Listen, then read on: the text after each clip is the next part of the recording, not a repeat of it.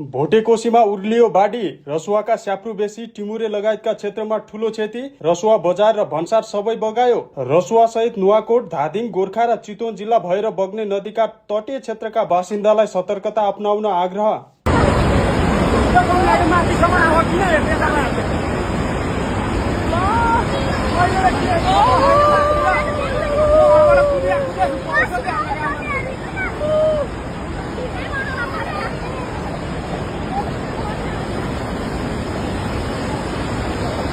Hello दाइ, हामीले के गर्ने अब गाडी जोगाउन सकेन। हाम्रो चितवनको गाडी यहाँ परेछ। हाम्रो